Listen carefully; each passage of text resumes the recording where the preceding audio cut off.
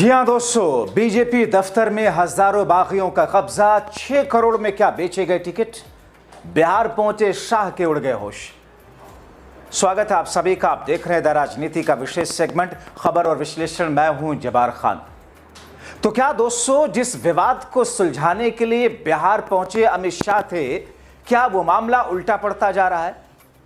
आखिर कौन है वो लोग जिन्होंने भारतीय जनता पार्टी के दफ्तर पर कब्जा कर लिया है, हंगामा करना शुरू कर दिया है? हजारों लोग वहां पहुंच करके घेराबंदी कर चुके हैं। आखिर नीतीश कुमार के मुख्यमंत्री ना बनने पर या ना बनाए जाने पर अमित शाह ने ऐसा क्या कहा जिस पर बवाल इस तौर पर आगे आ गया कि नीतीश के साथ साथ, उनके पार्टी के साथ साथ जीतन राम मांझी भी नीतीश के सुर में सुर मिलाने लगे। तो क्या अमित शाह अब डरा धमका करके चीजों को शांत कराने की कोशिश कर रहे हैं? विस्तार से दोस्तों आपको सब कुछ बताते हैं, अंत तक जरूर बने रहें। दोस्तों, भारतीय जनता पार्टी और भारतीय जनता पार्टी की सहयोगी पार्टियों की स्थिति बिहार में छिपी नहीं आपसे। एक तरफ अमित शाह बिहार पहुंचे तो दूसरी तरफ बिहार बीजेपी दफ्तर में ऐसा हंगामा हुआ, बागियों ने बीजेपी दफ्तर पर धावा बोल दिया। जिंदाबाद जिंदाबाद जिंदाबाद हमारा नेता कैसा हमारा नेता भाजपा जिंदाबाद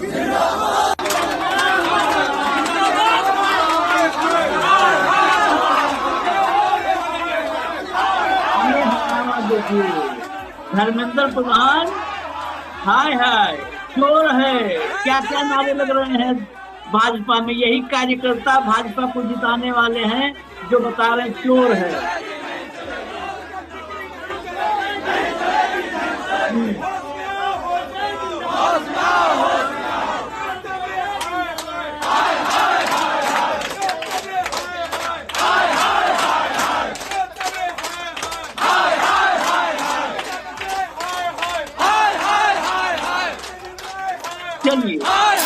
मानो बीजेपी कार्यालय पर कब्जा जमा लिया हो। दोस्तों, आरोप इस बात के लगे कि दरअसल भारतीय जनता पार्टी ने 6-6 करोड़ रुपयों में टिकट बेचा है। और ये आरोप कौन लोग लगा रहे हैं? दरअसल एक बड़े नेता जो कि सिटिंग विधायक थे, वहां से उस सीट से जीते हुए थे, उनका टिकट काट करके किसी तीसरे शख्स को ला करके वहां पर टिकट दिया बीजेपी ने। और वो भी उस शख्स को टिकट दिया जो लोकसभा चुनाव में कांग्रेस के टिकट पर चुनाव लड़ा था। उसकी पत्नी को टिकट दिया गया। जाहिर तौर पर हंगामा तो होगा और यह कहा जाएगा कि जो लोग वर्षों से मेहनत करते आ रहे हैं, जो लोग जीते हुए उस सीट पर, उनका टिकट क्यों काटा गया? तो क्या यह यादव दुश्मनी में काटा गया? ऐसे में दोस्तों, भारतीय जनता पार्टी जो पहले एनडीए में सिरफुटेवल से जूझ रही थी, मांझी, चिराग, नीतीश, कुशवाहा नाक में दम किए हुए थे, अब ऐसे में बीजेपी अपने ही नेताओं के हमलों से घिर गई। मुजफ्फरपुर के औराई विधानसभा सीट से मौजूदा विधायक और पूर्व मंत्री राम सूरत राय, वैसे राम सूरत राय यादव समाज से आते हैं, इनका टिकट कट गया। भारतीय जनता पार्टी ने इनका टिकट काटा। कौन है ये पता आपको? 2020 के बिहार विधानसभा चुनाव में सबसे बड़ी मार्जिन से जीतने वाले यही थे। 48,000 से ज्यादा फर्क से इन्होंने अपने विरोधी को हराया था। इससे ज्यादा किसी और ने जीत हासिल नहीं की थी। मगर दोस्तों, कहा यह जा रहा कि पैसा चला भारतीय जनता पार्टी में इस बार। अब राम सूरत राय का टिकट कट जाने के बाद समर्थकों ने पटना स्थित बीजेपी प्रदेश कार्यालय पहुंचकर मानो कब्जा कर लिया हो। विधायक समर्थक राम सूरत राय को टिकट दो के नारे लगाने के साथ साथ पार्टी नेतृत्व को लेकर के हंगामा करते दिखे।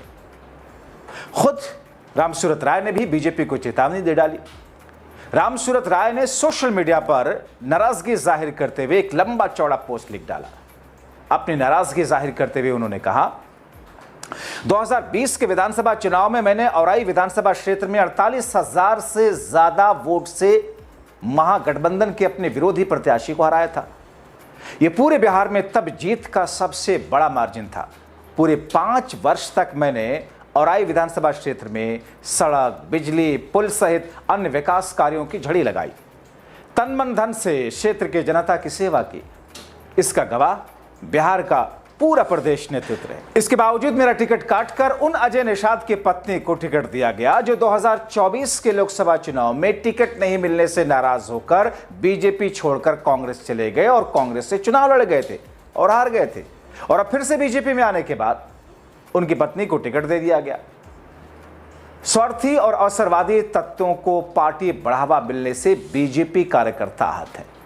पार्टी को इस विषय पर ध्यान से विचार करने की जरूरत है। जाहिर तौर पर नाराजगी बनती है नाम रामसूरत राय की, क्योंकि वो शख्स दोस्तों अगर हारे हुए होते, इनके खिलाफ गुस्सा होता तो समझ में बात आती थी, या फिर आप एंटी इनकम्बेंसी ही के कारण ऐसा कर रहे होते। तो फिर एंटी इनकम्बेंसी तो पूरे प्रदेश में है। आपने कितने ऐसे लोगों को टिकट दिया है जिसके बारे में वहां की जनता न जाने क्या क्या बोलती है। दोस्तों दरअसल बीजेपी ने जहां कई सारे सिटिंग विधायकों के टिकट काटे, कईयों के टिकट बिना किसी वजह के बदल दिया। 6 करोड़ रुपए में यह सब किया गया, ऐसा आरोप लगता हुआ दिखा। अब इन आरोपों की जांच होनी चाहिए। दोस्तों पटना शहर के 4 सीटों पर इस बार पार्टी के उम्मीदवार बदले गए, जिसमें पटना साहिब, कुमरार, दानापुर, विक्रम शामिल है। इसके अलावा जिन सिटिंग विधायकों का टिकट कटा उनमें नंद किशोर यादव का पटना साहिब से, अरुण सिंह का कुमारार से, अमरेंद्र प्रताप सिंह का आरा से, औराई से रामसूरत राय, रीगा से मोतीलाल शाह, राजनगर से रामप्रीत पासवान, प्रणव यादव का मुंगेर से और संवर सिंह का गौरा बौड़म से टिकट काटा गया। बीजेपी ने अपनी पहली लिस्ट में, जो आपने लिस्ट देखी होगी जाकर के उनको मैच कीजिए, ये सब चीजें सामने आएंगी। बीजेपी ने अपनी पहली लिस्ट में 50% से ज्यादा टिकट, आप देखें, ढरी हुई, घबराई हुई दलितों को, पिछड़ों को, अति पिछड़ों और महिलाओं पर फोकस करते हुए दी गई, जिसमें भूमियार को 11 टिकट, ब्राह्मण को 7, राजपूत समाज को 15, काश मारवाड़ी को टिकट बीजेपी अपनी कॉम्बिनेशन के हिसाब से देते हुए देखी। उधर दोस्तों ये सब कॉम्बिनेशन भारतीय जनता पार्टी ने अपनाने की कोशिश तो की, लेकिन बीजेपी इस बात को तो जानती थी कि नीतीश और जदयू और दूसरे सहयोगी दल इस बार उतने उत्साहित होकर के गठबंधन में बीजेपी के फैसलों से खुश तो नहीं है, मगर बीजेपी इंटैक्ट है। लेकिन यहां पर रामसूरत राय जैसे कई सारे ऐसे बीजेपी के प्रत्याशी या विधायक रहे जो नाराज अपने समर्थकों के साथ विद्रोह कर रहे हैं। और ये सब कुछ कब हो रहा है? जब अमित शाह बिहार में, दोस्तों नीतीश ने बीजेपी को आखिरी चेतावनी दी है। इस बीच में और एक नया ट्विस्ट और आ गया सीएम चेहरे को लेकर। अब नीतीश कुमार की पार्टी ये कह रही है कि साहब आप घोषणा करने से डर क्यों रहे हैं? अभी तक तो घोषणा कर दिया जाता था, ये पहली बार ऐसा क्या हो रहा है? नीतीश जानते हैं इसके पीछे की कहानी। अब दोस्तों बीजेपी के लिए कशमकश भरा, और इस पर अमित शाह का बयान और विवाद पैदा कर गया। दोस्तों इसकी शुरुआत कहां से हुई थी आपको याद है ना? अब से करीब 8 महीने पहले अमित शाह ने कुछ ऐसा बयान दिया था,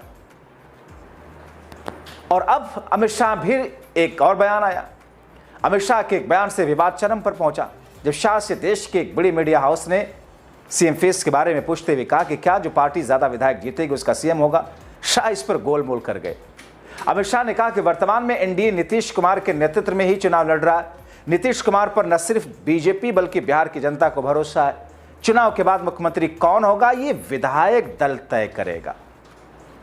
और तब नीतीश कुमार ने क्या कहा था, इससे बड़ी बात, तब अमित शाह ने क्या कहा था, इससे भी बड़ी बात कही थी कंट्रोवर्शियल 8 महीने पहले, कि बीजेपी का पार्लियामेंट्री बोर्ड तय करेगा। तो एनडीए का फैसला बीजेपी का पार्लियामेंट्री बोर्ड कैसे तय कर सकता है? और अब अमित शाह कह रहे हैं कि साहब विधायक दल तय करेगा। इस तरह सीएम फेस को लेकर के ये बड़ा बयान उन्होंने दिया। उसके बाद काफी हंगामा हुआ। अमित शाह के बयान के बाद एनडीए में जेडीयू ने जो विरोध किया वो तो किया ही, जीतन राम मांझी ने भी सीएम फेस पर कहा कि व्यक्तिगत रूप से मेरा मानना है चुनाव से पहले मुख्यमंत्री के नाम तय हो जाने चाहिए। ये नीतीश की पार्टी नहीं, नीतीश के रहमो करम से जो कभी सीएम बने थे जीतन राम मांझी, उनकी तरफ से कहना है। अब बीजेपी क्या सफाई दे रही, इस पर बीजेपी की सफाई भी आ गई। वो कहते हैं उनको लगा कि शायद डैमेज हो चुका है, डैमेज को कंट्रोल किया जाए। उन्होंने लिखा, हम नीतीश कुमार जी के नेतृत्व में ही चुनाव लड़ रहे हैं, हमारे चुनाव का नेतृत्व नीतीश कुमार जी कर रहे हैं। नीतीश कुमार जी पर बीजेपी को तो भरोसा है, बिहार की जनता को भी उन पर भरोसा है। जो लोग श्री अमित शाह के बयान को तोड़ मरोड़ कर पेश कर रहे हैं, देश और बिहार के जनता को भ्रमित कर सिर्फ अपना राजनीतिक स्वार्थ साध रहे हैं, ये वीडियो उनके मुंह पर एक करारा तमाचा। दरअसल भारतीय जनता पार्टी के ट्विटर हैंडल से ट्वीट करके दर्शाने की कोशिश की गई। अब दोस्तों, भारतीय जनता पार्टी की चालाकी देखिए। उनके आईटी सेल में बैठे हुए थिथरई करने वाले लोग खुद को मानो इस दुनिया का सबसे बड़ा मास्टरमाइंड समझते हो। अब बहुत सारे लोग ये कहते हैं कि साहब, ये दोरुपल्ली के ट्रोल गैंग की तरह इनका बीजेपी का आईटी सेल जब बिहेव करता है, इनको लगता है कि दुनिया बेवकूफ़ है, जनता बेवकूफ़ है। अमित शाह ने वो बात कही है, उसको तोड़ मरोड़ कर कैसे रखने की कोशिश कर रहे हैं कि जो लोग अमित शाह जी की बात का गलत मतलब निकालकर भ्रमित कर रहे हैं, वो इस वीडियो को देखें। दोस्तों, बीजेपी की चालाकी क्या है? बीजेपी सीधे ये नहीं कहती कि नीतीश कुमार मुख्यमंत्री होंगे, वो कहते हैं कि हम नीतीश कुमार के चेहरे पर चुनाव लड़ रहे हैं, एनडीए चुनाव लड़ रहा बिहार। दोस्तों, किसी के चेहरे पर चुनाव लड़ना और किसी को मुख्यमंत्री का उम्मीदवार तय कर देना, ऐलान कर देना, जमीन आसमान का फर्क होता है। एकनाथ शिंदे के चेहरे पर महाराष्ट्र में लड़ा गया था चुनाव। एकनाथ शिंदे बेचारे सदमा में चले गए थे चुनाव के बाद। फडणवीस की फड़फड़ाहट बाजी मार ले गई थी। और अब नीतीश की ना नुकुर वाली, वैसे स्पाइनलेस तो नीतीश कुमार हैं, क्या फर्क पड़ता है जनता को, वैसे भी उनसे मुख्यमंत्री रहे ना रहे कौन सा तीर मार लेंगे। लेकिन दोस्तों, चूंकि जो खबर इस वक्त आए है, इस खबर में बहुत सारी रोचक बातें बीजेपी की कलई खोल रही है, नीतीश की बेचैनी दर्शा रही है। नीतीश के जो नजदीकी सहयोगी हैं एनडीए के, उनका अपना फायदा दिख रहा है, इसीलिए वो भी बढ़ चढ़ करके अपनी अपनी बात कर। पहले नीतीश कुमार को क्या आप मुख्यमंत्री बनाएंगे अगर एनडीए जीतता है तो? अंजना जी, मालूम नहीं आप कैसा सवाल पूछ रहे हो। मैं भला कौन होता हूं किसी को मुख्यमंत्री बनाने वाला? इतनी सारी पार्टियों का गठबंधन है, चुनाव के बाद जब बैठेंगे सभी दल, विधायक दल के नेता बैठेंगे और अपना नेता तय कर लेंगे। ऐसी स्थिति में दोस्तों आप क्या कहेंगे? अपनी राय कमेंट बॉक्स में जरूर लिखें। अभी के लिए इतना ही, शुक्रिया।